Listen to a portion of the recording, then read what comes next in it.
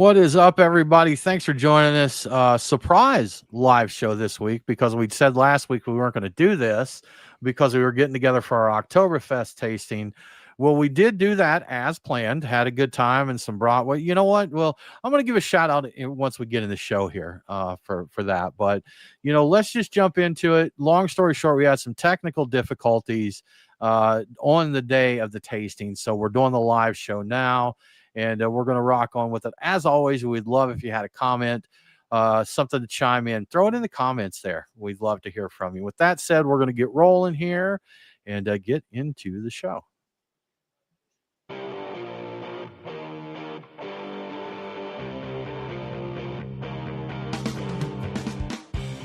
Welcome, everybody, to the Beer Guys Radio Show. Thanks for joining us. We always appreciate it. This is one of our favorite and actually one of your favorite episodes every year. This is one of our most popular episodes. This is our annual Oktoberfest beer tasting episode, which I believe we've been doing consistently.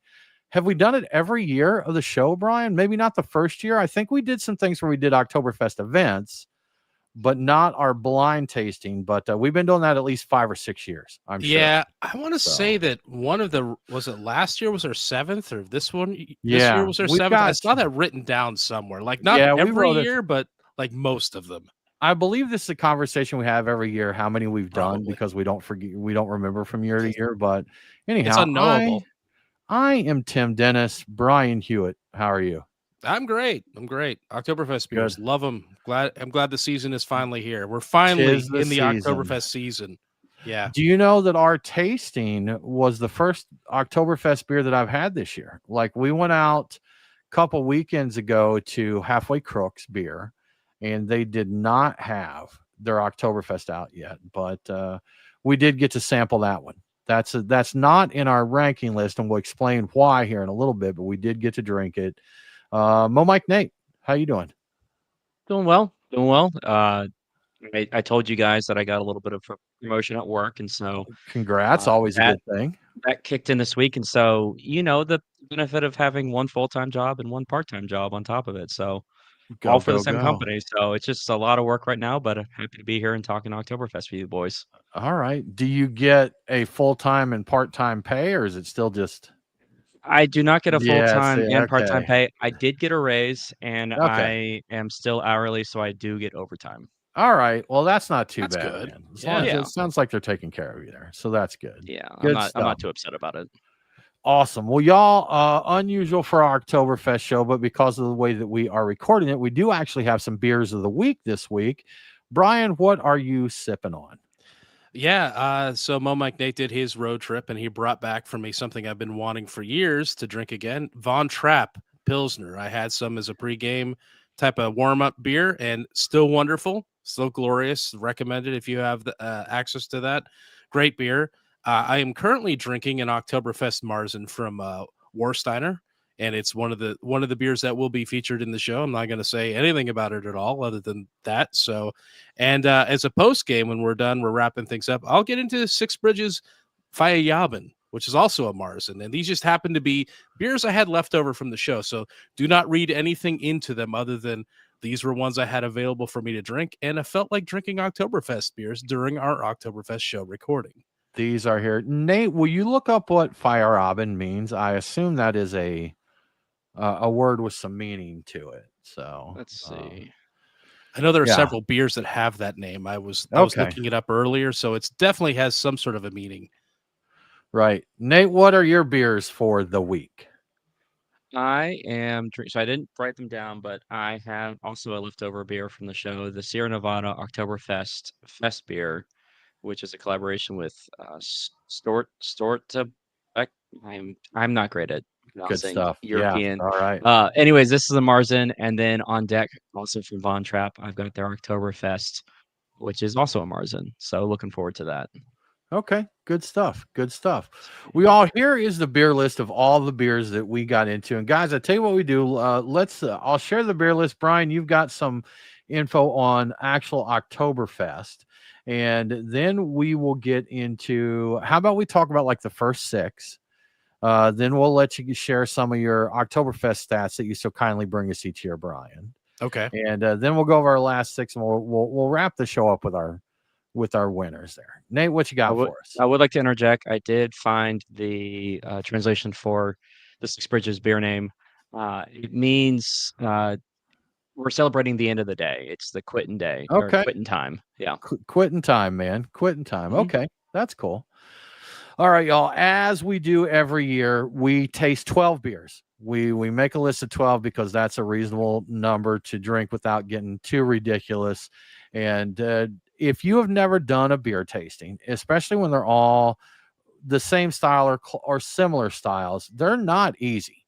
And you'll get palate fatigue. You know, we had to have some plain crackers there to clean the palate. We had to take a little bit of break and do things there. And we get into it. And I'm going to back up a second before I totally forget this. I want to give a shout out to Party Nate. Party Nate is Mo Mike Nate's roommate, and he catered the event. I'm going to say catered because he threw down there. So we had bratwurst, we had beer cheese dip. He made the warm German potato salad. We had a pasta salad. There was cheeses and crackers and charcuteries, a couple different kinds of mustard. So we went all out, and I contributed by ordering pretzels from Quick Trip on the app and stopping by on the way over there. So we had some nice, and you know what? I say that jokingly, their pretzels are good. Yes. If you've got a Quick Trip near you and you're wanting a soft pretzel, they're good. So, you know, shout out to Quick Trip there. But Party Nate, thank you, sir. That was a very nice event all the way around. But our beer list, so 12 beers. We always try and make a mix of domestics and actual German beers. We try to put ones on the list that have fairly wide distribution, so we're not, you know, showing too much love just here for the local stuff. And if one of them wins, you can't get it. We usually throw one or so in there to give some love to the locals. But on our tasting this year, we had Eyinger Private Breweries Oktoberfest Marzen. So Eyinger Oktoberfest Marzen. From Brooklyn Brewery, we had their Brooklyn Oktoberfest. From Fat Orange Cat, we had Bavarian Kittens. From Hacker Shore, we had Oktoberfest Marzen. From Hofbrauhaus, we had their Oktoberfest beer. From Samuel Adams, we had Oktoberfest. From Sierra Nevada Brewing Company and Stortebecker, Oktoberfest.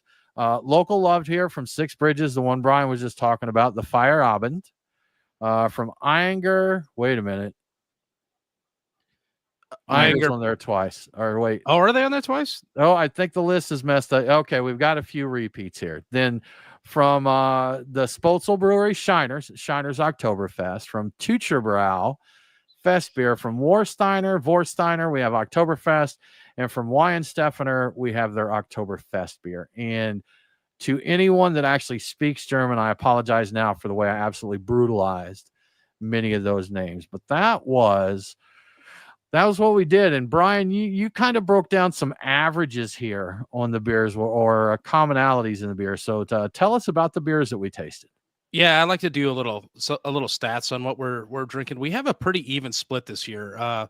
We've got 6 German and 6 US beers, and now I guess one of them it's kind of like one of them's like 5.5 and 6.5 because the Sierra Nevada one is actually a collaboration with the a German brewery, but it's brewed here in the US as far as I know. So I think it would make sense because it has our can. So we're going to call it US, and I've tasted it. You know, not contributing to this, but it's hoppy. It's like Sierra Nevada. So I'm like, it's definitely a Sierra Nevada beer. In terms of styles, we have 8 Marzens this year and 4 Fest beers. We shifted by 1 towards Fest beer this year compared to last year. So 1 extra Fest beer. Last year we had like 9 Marzens and 3 Fest beers, I believe. In terms of ABV, which is always fun to see, they're usually pretty uniform, but this year the highest ABV was from Hofbrauhaus München, which is their Oktoberfest beer at 6.3%. The lowest ABV was Sam Adams at 5.3%. Let me double scanning that real quick and making sure. Yep, that does look to be right. Though there might actually be a tie. Nope, it is just that one. Okay. And the average ABV of all of them is 5.74%, which is actually up slightly from last year. So it's up 0.06% ABV. So we're getting a little pretty tight on these style beers. Only 1% from the highest and lowest. So not too bad there. Yeah. Not a lot of variation. A few years we've done some where we brought in some random like wild cards from wherever, and they've gone a little high with the ABVs, but for the most part, we're looking 5 to 6%, which is nice. In terms of IBUs, they're a little less. There's a little less information about this. Only six of the beers had any information reported about IBUs, at least in Untapped, and I didn't go searching too hard for it.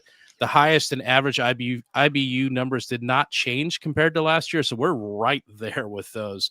The highest IBUs is 26, and that's a tie between Weihenstephaner and Hofbrauhaus.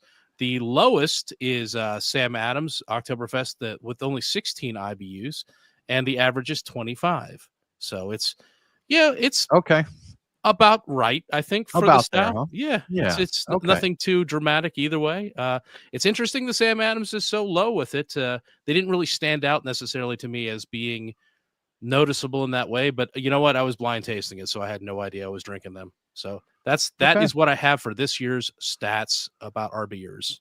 Fancy stuff, guys. Well, all right, let's get into it. Let's cover our first 6 that we tried, and I'm going to throw a little bit of a spoiler alert out, and you guys correct me if I'm wrong. First of all, for the first time ever in the history of our beer tasting, blindly tasting, all 3 of us agreed in order on the top 3 beers.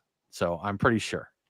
Pretty close. Yeah. If not, they're the same 3 beers, which again, that does not happen for us. So almost never. There was literally never, not almost. Literally, we have never all agreed on the top beer. And Party Nate couldn't join us tonight, but his list was the same, and I think in a different order. So there was a consistency on which ones are the best there. I think it was a mix up between 2 and 3 between a few people. Like it was the same top 3, but we'll 2 find and 3 out were swapped. soon. Stay tuned to find out. Yeah, that's right. Find out more. Again, another little bit of a spoiler here. Guys, I thought overall the selection of beers that we had this year was fairly uninspired. With the few standouts there, I think we had some pretty poor showings, and I was actually curious if we may have had like some of last year's stock left over. I don't, because some very big popular beers that we've enjoyed quite a lot in the past just did not deliver. And I don't think I tried. No, there was one that I thought was actually bad. But most of them were just uninspired. That's Nate. What are your thoughts on that? You know, it felt like the wings of the tasting. It felt like we started out strong and we finished strong, but somewhere in the middle it just got a little muddled. I was a little let down with this tasting. This is something that we look forward to, that the audience looks forward to every year. And so, you would hope that the beers would show up, and some of them did, but it didn't feel like a majority of them did. Right. And it did make it easier for the cream to rise to the top there, though. So that's for sure. So, Brian, anything to add there?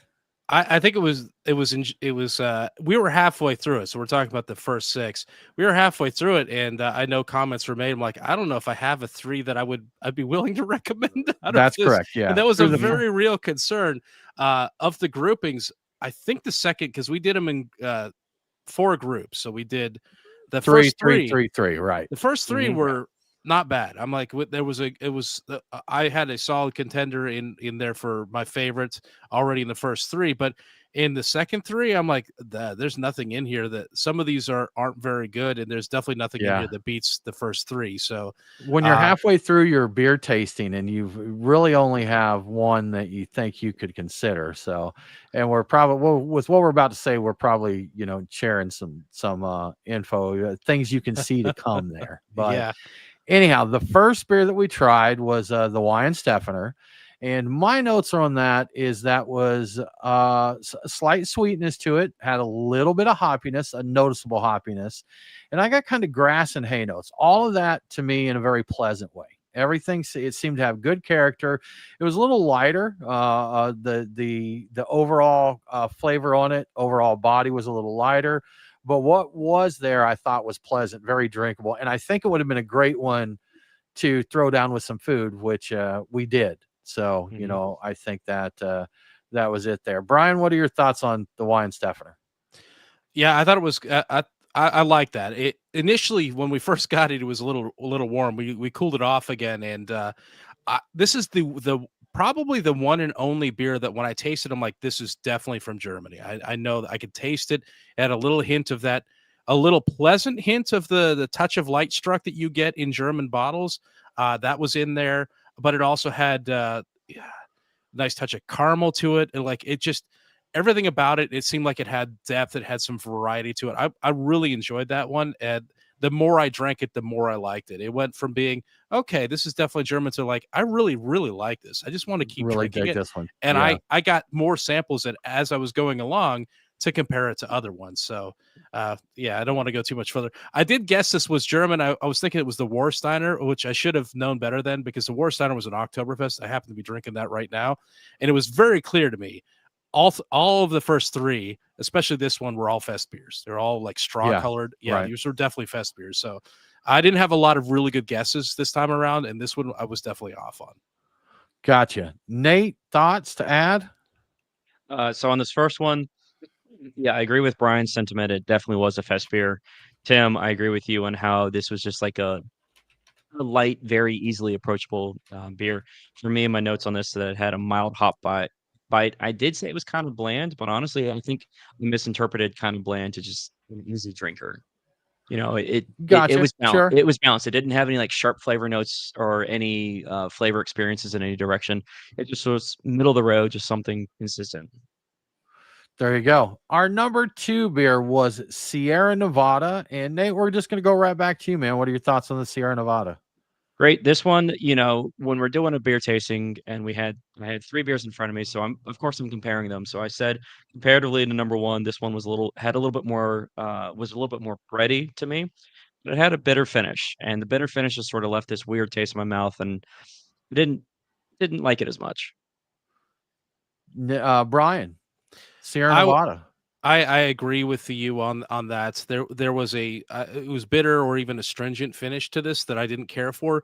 There were notes to it I liked very much up until the finish, and that alone, I think the way it ended up, I'm like, no, this is not it. And I wonder because I didn't recognize this, but I'd had this particular one before, and it didn't. I must have been a difference of how much I was focusing on the flavor. I'm like, definitely didn't care for it as much when I focused on it. So yeah, Yeah, not and my this one favorite. for me, my notes, I didn't have a lot to say. And y'all, with as much as we've been drinking this, and again, for those that watch the show on a regular basis, I'm really trying to watch my alcohol intake because it hasn't agreed with me. So if I had one I didn't like, I just dumped it. I didn't keep trying to force myself to enjoy it there.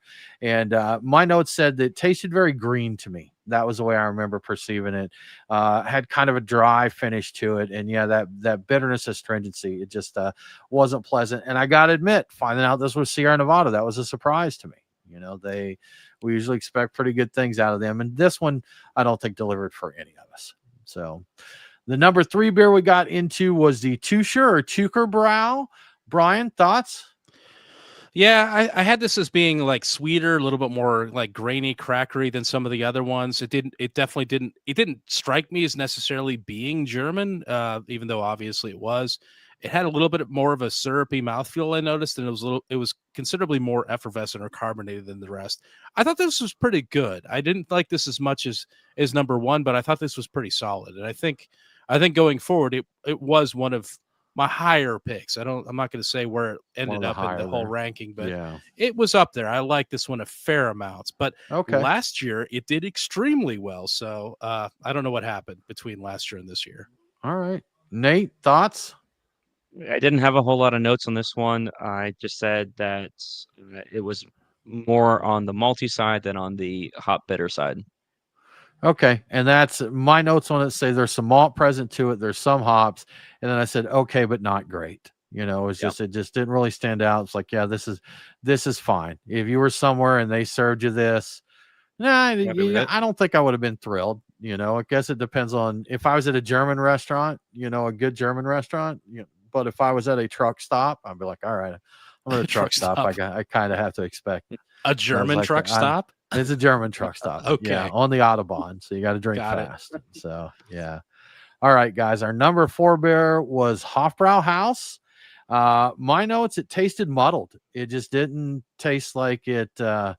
Everything was kind of blended together, not in a good way. Nothing really stood out as being any character to it. Tasted dirty, kind of to me, and just not good. I just didn't enjoy it at all. So, Nate, what do you think there on the Hofbrau House? To be honest with you, the only notes I have is okay aroma and straw with light bitterness. It was fine. There you You go. know, Yeah. yeah. Enough said. Brian? I had a few more thoughts. Again, this looked like a fest beer to me. It was lighter. I wrote down that I think it has a brewing flaw in it, and I specifically said I get a little of that green quality that you were talking about in number 2, and the finish is a little odd. I was like, I wrote down that I'm disqualifying this for my top, but I also think it's better than number 2. So I guess number 2 did not fare very well at all. But Yeah. yeah, That's, like, well, all right. it's So, better than number 2, but it's it's still not one that I was going to pick as a winner. yeah. All right. Our 5th beer in the flight was Vorsteiner. And my notes say that it had a sour taste to it and it was salty, which are two things I do not expect from my Oktoberfest beers. So, Brian, thoughts on the Vorsteiner? I'm actually drinking it right now. I'm thinking about, like, does this Okay. seem sour or salty to me? I'm like, was that the Yeah. pretzel and the hand soap talking? I don't even know. But so the number 5, crackery, dry, pleasant, but kind of a little boring is what I thought. I did say it finishes unpleasantly, and I'm like, I'm drinking it now. I'm like, yeah, maybe a little bit. Yeah, there might be a little unpleasantness in there, but Do you like it better today than you did at our tasting? I'm enjoying it more now. Yes, Okay. but All right. this is not preceded by 4 other, beers of varying quality. Fair So enough. I All am right. enjoying it more right now. I did actually. I noted that I tasted a hint of vegetables in this, which I thought was interesting. I'm like, Okay. wow, that's Interesting. weird. Yeah, I don't know. So that was that was about it. Okay. Really didn't do well. So this second half of the 6, none of them did well for me. Now I'm having it now, and I'm Right. like, well, this isn't terrible. I mean, Okay. but We're I gonna guess I move on, wasn't Brian. We're gonna magnifying move as on much. Yeah. due to time here. Nate, your thoughts? I have one word on my review for this beer, and it was unremarkable. There you go. Easy Sure. enough. Yeah. Y'all, our number 6 beer was the Sam Adams, which is one that we think we've really went back and forth on this one over the years. So, Nate, what was your thought on Sam Adams? It's just okay. Okay. I didn't really have any Nothing to noticeable say. notes. It wasn't Yeah. nothing really stood out to me. I'm looking over at Party Nate's notes. He said caramel malt is there, not a standout. Okay. Brian, Sam Adams? Yeah, this is the one I wrote down, was the first that we had encountered that was an obvious Marzen to me. As a good malt flavor. I guess this had the lowest IBU, so that should be obvious. Not a lot of depth, but it was the winner for my second group of 3. So it was not my second favorite, but the winner of the worst possible grouping. So that's all I had to say. Gotcha. Okay. And for me, my notes say boring and the beer was mid. That was it. That's all I had to say. Just didn't do anything. And again, we're 6 into it at this point. When you're 6 beers in, there's only been one that you thought was fairly impressive. It starts to get kind of discouraging. You're like, I don't even want to write these notes anymore, man. This just wasn't that good. So that was what we got. That was the first half of our beer tasting. And yeah, so at least up until that point, nothing too impressive. So Brian, before we cover our other 6, why don't you share some info and projections on this year's official Oktoberfest? Yeah, for this year, it's going to be 16 days, which is a pretty typical number for Oktoberfest. It starts on September 20th. It goes to October 5th of obviously 2025 this year. Around 6 million people are expected to attend. It may be more, maybe a little less. It's probably going to be a little bit more based on historical numbers. Visitors will likely spend over 1.25 billion euro on food, drinks, and rides. There are rides at Oktoberfest. The price per liter for your beer will be between 14.5 euro to 15 euro and 80 cents. They have cents. I think it's cents for euro. 30,000. Yeah. Yeah, I'm not sure. It's 15.8 euro. Let's call it that. Just There to we be go. That works. perfectly Yeah. accurate. 30,000 beer mugs will be used and washed every single hour that they're open. For most beer tents, reservation options began to be available in spring around April or May. So if you're having trouble getting a spot in a tent, it's because you're months past the reservation time. But I think there may be some availability that's held over. I'm not sure how that works. Saturdays will be the busiest times. A lot of people ask that. Of course, they'll be the busiest times, as will the entire last weekend of the festival. Midweek before 3 p.m. will be the least busy, except for the last 5 days of the festival. Then all bets are off. Up till 3 p.m. will still be busy. Won't be as busy as every time after 3 p.m. So if you were there, if you're listening now and you're going to be there and you want it to be super laid back and easy access to everything, try swinging by before 3 and then, get your drink on. And then if you feel like dealing with the crowds, you'll be ready for them. So that's liquid lunch on a Tuesday. Exactly. I mean, 3 p.m. is not too late. Not too They bad. open at Not too bad. I think it's like 11 or 10 a.m. that you can go there, so you can get started. There won't be anybody there probably. Right. You can eat all the pretzels and half chickens you want and drink all the beers you want. And nobody's going to get in your way. Good stuff, man. Good stuff. And Brian, you got some stats from last year's Oktoberfest. I do. So yeah, again, the festival lasted 16 days. It doesn't happen every year this way, but it was 16 days last year as well. It attracted 6.7 million visitors. So I expect it's going to be, this year's will probably be similar, but I believe 2024 was down from 7.3 million visitors. So it might be down a little bit this year. Roughly 25% of visitors were from outside of Germany, with the U.S., Italy, and the U.K. among the top countries of origin. Around 430,000 visitors, hit the traditional festival grounds, the Wiesn. 7 million liters of beer were consumed. Sales of traditional food actually increased by 9% compared to 2023, which is cool. The Bavarian Hendel, the half chicken, remained the most popular food choice. There are other positive trends last year. There was a significant drop in criminal offenses. It was down 25.8% compared to the previous year. Paramedics treated 29% fewer patients than in the previous year. Part of me is like, did they just outright die so they didn't require treatment? No, that didn't happen. Shove them in a ditch. Yeah, no, they were fine. 98,000 beer steins, aka Masskrugs, were collected by security. Those are people trying to steal them. That number was actually a decrease of 17,600 from the previous year. So fewer people trying to steal mugs too. 100,000, nearly 100,000 Yeah. people trying to steal mugs. Good stuff. People were trying to steal 100,000 mugs. That's basically like 3 hours worth of beer drinking right there for the festival. But yeah, that's a lot of glassware. Man. Good stuff. Well, Brian, before we get into the second half of our tasting, how about we give a shout out to our sponsor, Truck and Tap? That sounds like a great idea. So after months of Oktoberfest beer sales, Oktoberfest season is finally here. You know what's a good place to enjoy Oktoberfest? Germany. But if you don't have tickets to the annual Oktoberfest in Bavaria, Truck and Tap has you covered. They're here to save the day. They're throwing their own Oktoberfest party, if I can get that out, in just a few weeks on October 4th. They're going to be pouring German beers at their very own Bavarian-style beer garden takeover. As it is Truck and Tap, you can count on there being food involved. They will be serving up food truck favorites all day long, and there will be music.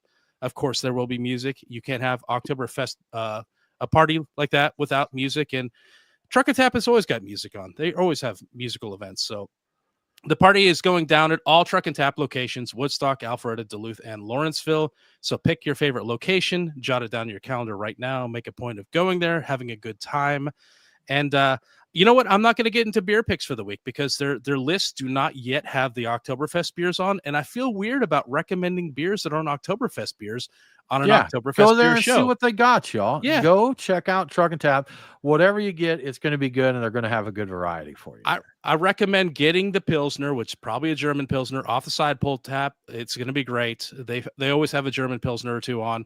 Get the German beer, get the German Pilsner style. Either way, there'll be something great for you to enjoy. But as always, if you want to see what's on tap and what food trucks are serving at any time between now and then, look at truckandtap.com. The taps change quickly. The Oktoberfest may be already on. I don't know. You never know what other good beers might be going on as well. Everything you need to know about your visit can be found at truckandtap.com. So check that out. And thank you to Truck and Tap for your support. Good stuff. Thank you, Truck and Tap.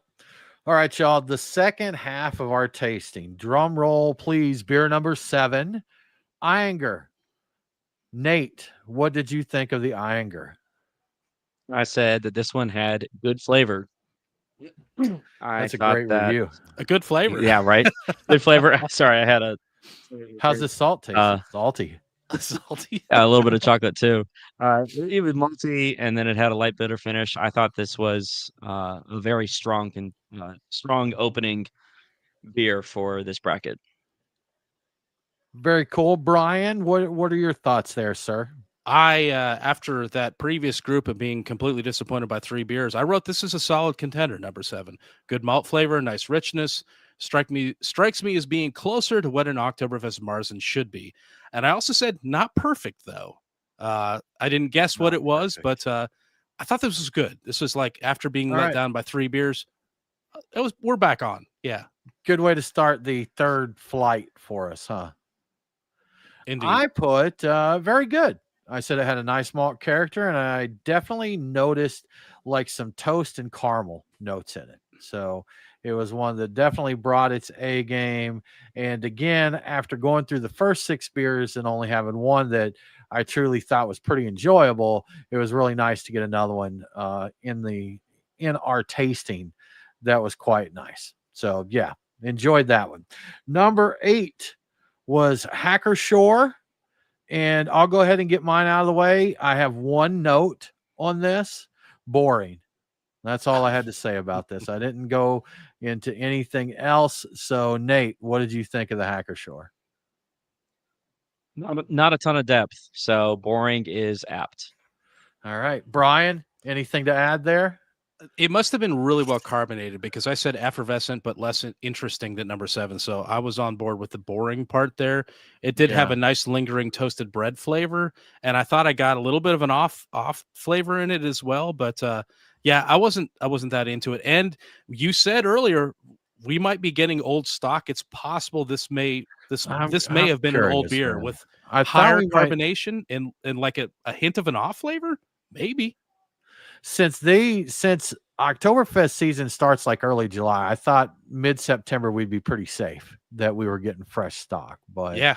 and maybe we did. I don't know. But all right, our number 9 beer was Shiner's Oktoberfest, and my notes on it were this is fine. This is an okay beer. Again, one I could drink. Nothing about this one particularly stood out, but it wasn't bad. I didn't think it was boring. I'm like, all right, this is just fine here. So, Brian, what were your thoughts on the Shiner? Yeah, my main notes were this one grew on me as I was drinking it. It warmed up a little bit. I was drinking it. I'm like, you know what? I kind of like this. It's like I thought Yeah. this was fine. I don't think I liked it as much as I like 7, but yeah, it was not bad. Okay, Nate, Shiner. So for me, those of you who have homebrewed before know what that clear homebrew flavor, The homebrew homebrew smell is. taste. Hmm. Yeah, the homebrew taste. For some reason, I got that with the Shiner beer, and so I just thought that it was something that I wasn't likely to pull off the shelf Okay, uh, pretty quickly. gotcha. right. All right, moving on. Number 10 here we have Fat Orange Cats, Bavarian Kittens. Guys, for me, this continued with just the boring. I found this one just lacked any real character. Even to be able to define it as the style. It just was. It didn't deliver. So that's my thought on the Bavarian Kittens. Brian, thoughts? Yeah, one of my comments is meh, this is okay. And I did have this one beforehand, and that was my thought having it when I knew what it was. Like, oh, I expected Fat Orange Cat to really deliver on something interesting. I just found it to be fine. Like both Yeah, here, their blind IPAs are tasting, solid. yeah, they're really good. Mhm. But Yeah, you know what? They're known for their IPAs for a reason, and not known for the not known Oktoberfest for the probably for a reason Oktoberfest. too. Yeah, So yeah. yeah, it's All okay. right, Nate. Anything to add there, sir? In a word, the only note I had is okay. There we go. Good enough.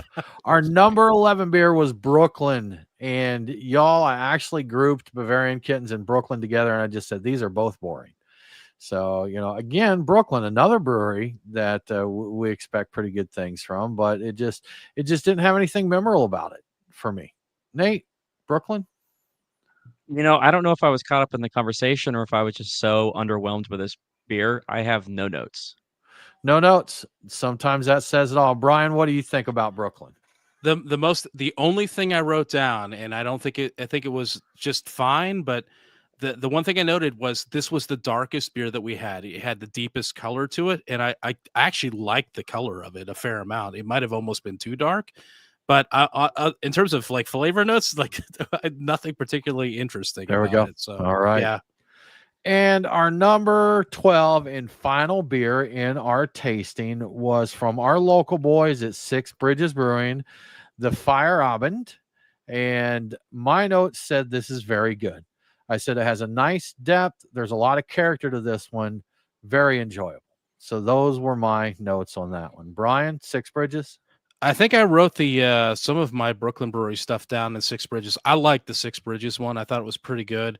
It had some more maltier character to it, a little deeper, a little bit of malt bitterness. But I think this ended up being my favorite of the last three that we had, and probably of the last that whole grouping of six. So I like this one. Yeah, Gotcha. All right, Nate. This one I said it was fairly mellow. Bring the So that the bitterness on this one didn't feel quite out of place. I like this one. This one overall was one of my favorites. Yeah. Good stuff. Good stuff. Now, y'all, we had a couple others that we drank after this, but we did not put them in. One was another local, and we really didn't get it to the last minute because it didn't release until then. The other one was one that Nate grabbed on his New England trip and is not widely available. So we didn't include that. But we had Von Trapp and Halfway Crooks. We had both of their Oktoberfest beers here. And y'all honestly think both of these could have been contenders if they were in the competition because both of those were quite good.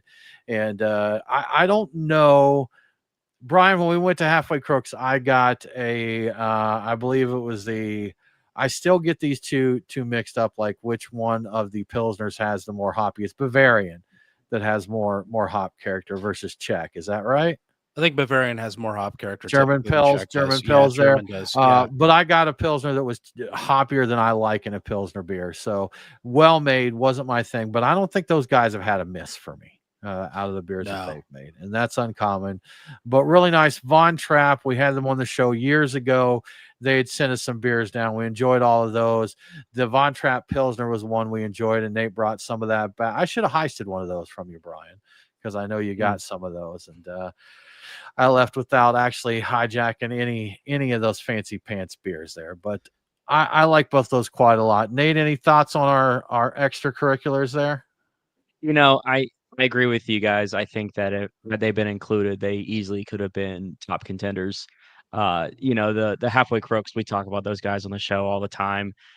They keep pumping out solid suds. So I'm just real excited that we have a really high quality lager house here in the Atlanta area. And then, hearing Brian espouse about how excited he was to get a chance to retry Von Trapp's Pilsner, it was just such a treat to be able to go up to the New England area and bring some of that back. So having the Oktoberfest by Von Trapp as an exhibition, it was just a treat to have on the show for sure. Good stuff. Yeah. Brian, how about you, man? I thought we had we actually got into the Von Trapp Oktoberfest and not the Pilsner after the show. Maybe we did both. We did. No, I was just saying, commenting that their Pilsner was good when we had it before, and that you've got some of that. Correct. Got it. And I do. And I had one earlier, and it is quite nice.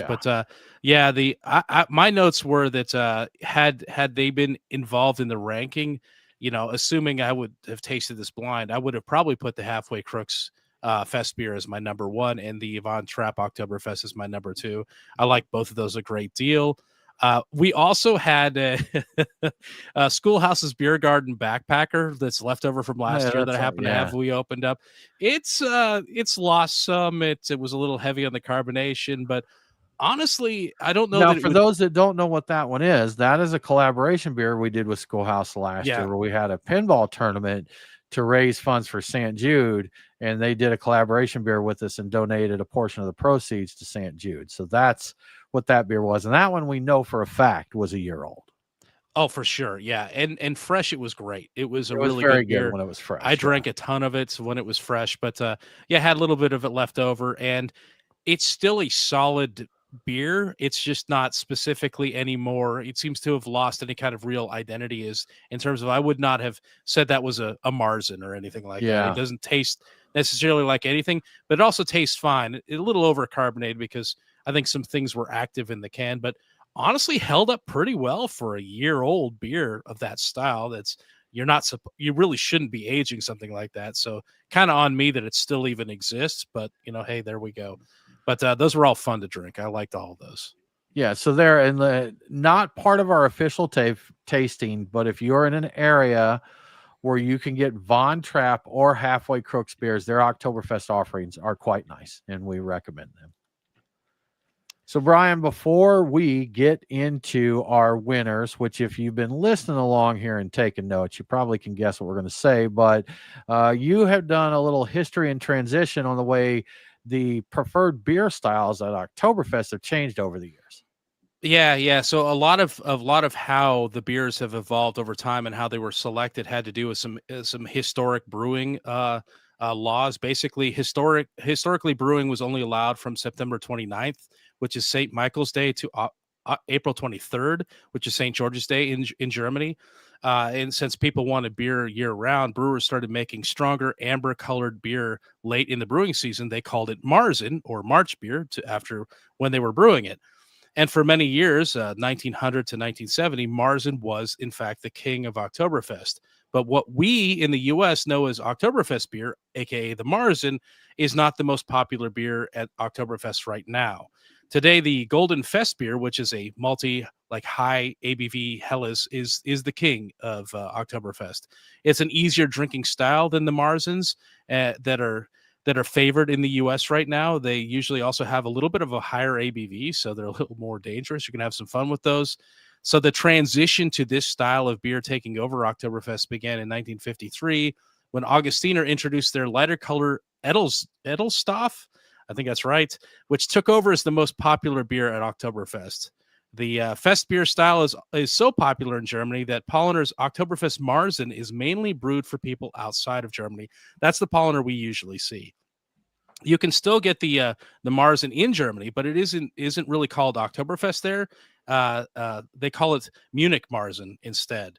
Locally, Polliner pours Oktoberfest Wiesen Fest beer. That's their thing at the big festival there.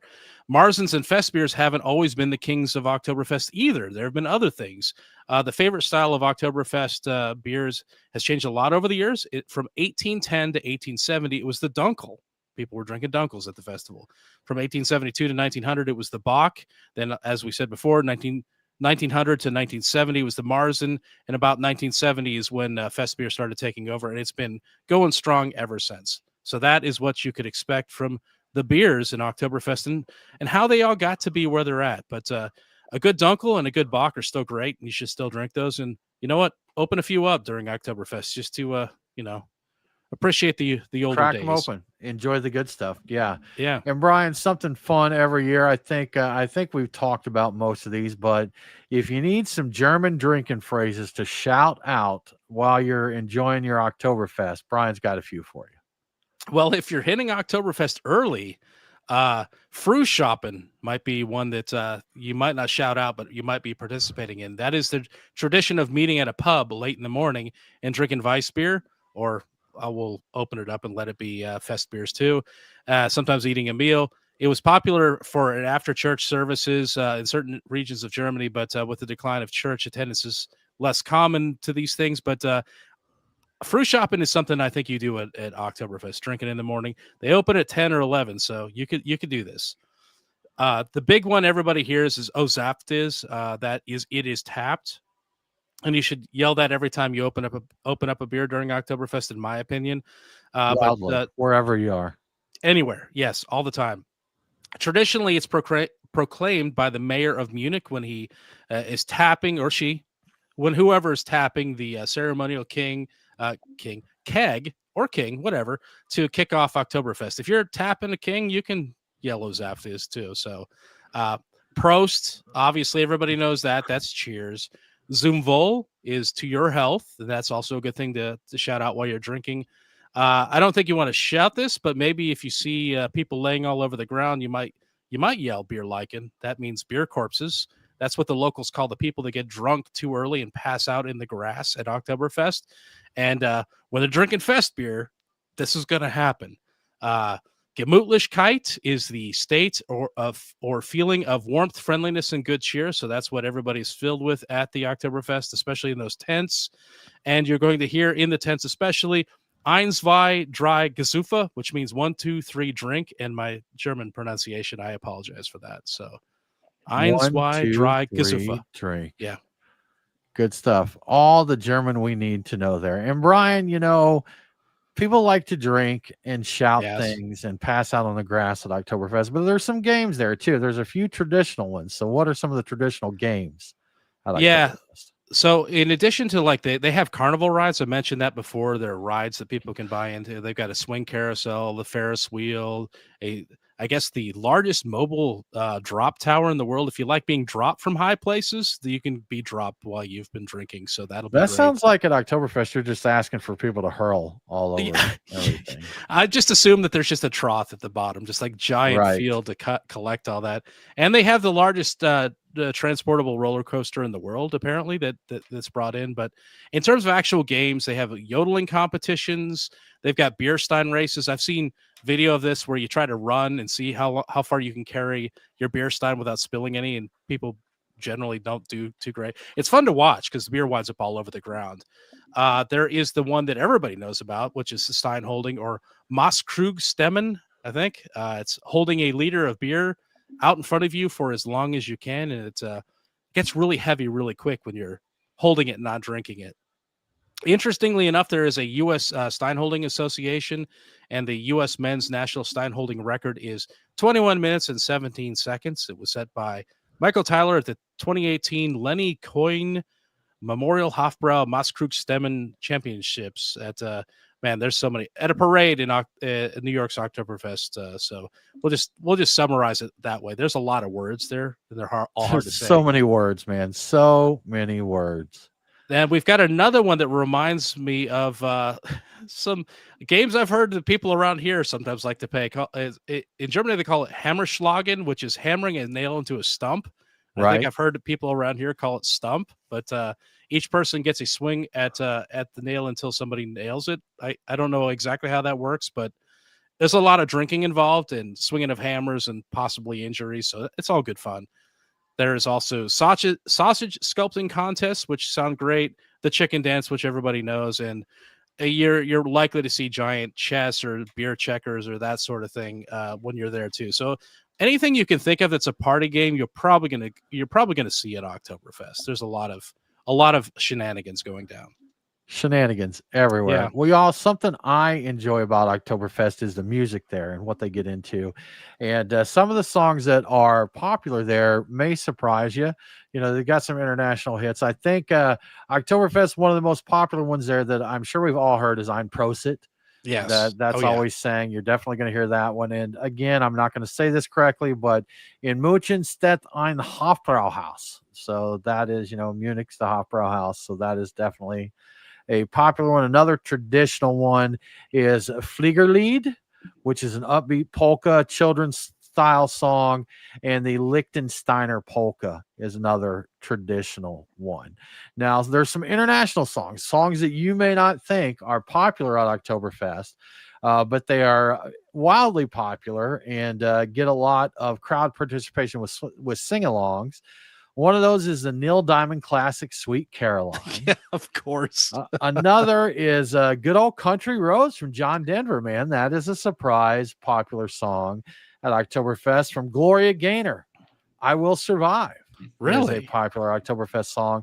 And another one, the White Stripes Seven Nation Army, surprisingly enough, is popular there. So, well, I get that. That song is kind of taken over every soccer stadium. Like if you watch any games, man, you're gonna hear Seven Nation Army. You're gonna hear that like part of it. So I imagine that doesn't surprise me at all. That's gonna get played probably several times. Yeah, people are gonna get rowdy when they hear that. So as I'm talking to Chat GPT here, it asked me, do you want me to put you together a nice mix of traditional and modern songs for an Oktoberfest playlist? So guys, what do you think I said? when Oh, it you asked said me that. yes. I'm I sure. said yes. Yeah. So, of course, we're getting all the traditional ones there. They've got Ein Prosit, the Hofbrauhaus, Liechtensteiner Polka, the Fliegerlied there. Now they've got one here that they're calling German Schlager and Party Hits. And I'm trying to remember Schlager. The drink, does that mean like Jägermeister is drink? No, Jägermeister is Huntmaster, right? Is And that yeah? Schlager. What am I thinking? Schlager, I think, is drink. Is it not? Does anybody? Let's. You know what? Hold on. Yeah, you What might does have to. Schlager mean? Let's Just see here. gonna have to ask. Let's I'm just. sure I've heard We're in this. here already. We're not going to try and front y'all's. Hit. Excuse me. Oh, Hit. okay. Yeah. Yeah, Schlager is the way they said. Pronounce something like Schlager. Is a German word that literally means hit, as in a hit song. So there we go. So the German Schlager, and party hits are, oh gosh, man, so much German in these German songs. Atemlos der Nacht from Helene Fischer, Layla by DJ Robin and Scherze, Cordula Grun. I'm gonna have to listen to these because these are all brand new to me.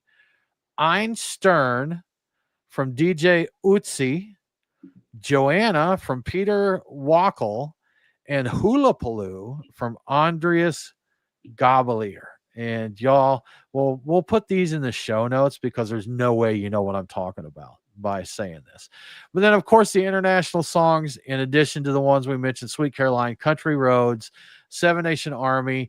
There's also Angels by Robbie Williams. And I know I'd heard about this one, the Living Next Door to Alice song. Oh, really?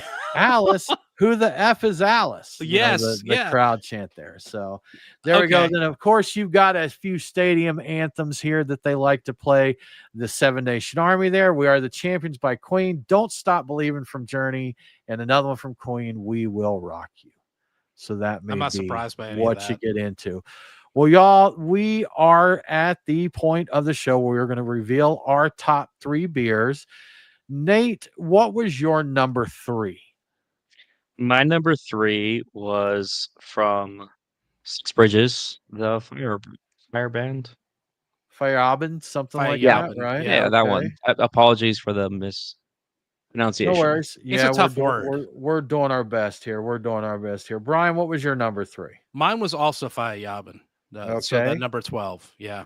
Guys, mine was also the Feierabend. So that's one we all agreed on in the number 3 spot was the Six Bridges there. So Nate, Party Nate's. Party Nate. That's right. He mixed it up. What's Party Nate's? Was number 7, the Iyengar.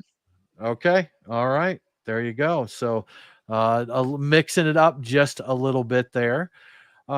Nate, what was your number 2? The number 7, the Iyengar. All right. There we go. Brian, your number 2? Also number 7, the There you go. And guys, mine was also the Iyengar, the number 7 there. What party Nate have for his number 2? Number 12, the Six All Bridges. right. There we go. So he did swap them. Yeah. All right. And Nate, what was your numero uno? So we did tease that we all did the same order at the beginning of the show.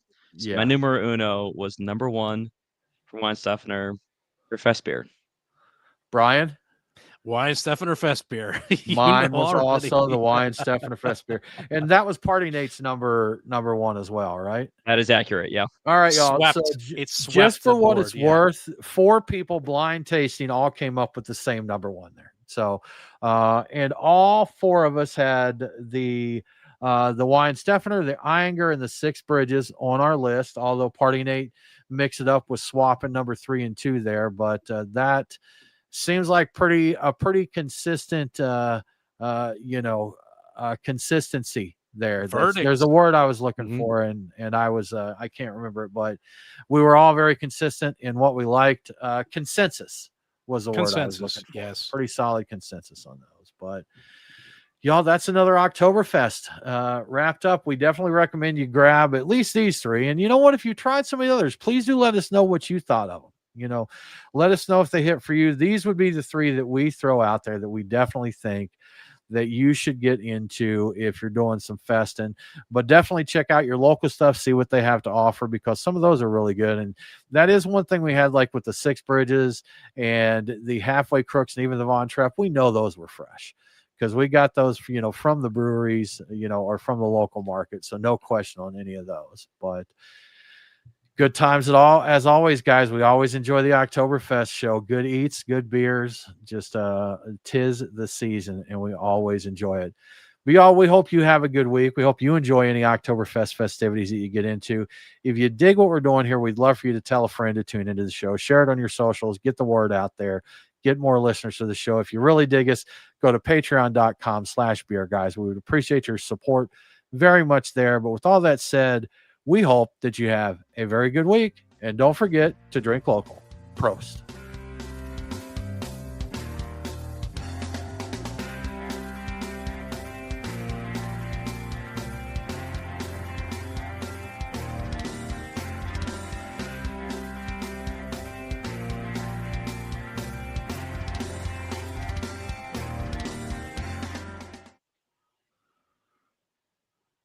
We did it. We made it to another Oktoberfest. Yeah, success. Good stuff. Y'all, thanks for hanging with us. We hope you enjoyed. And again, let us know if you've tried any of these and what your thoughts are on either our top 3 or any of the others that did not impress us there. But y'all have a good one, and we'll see you next week.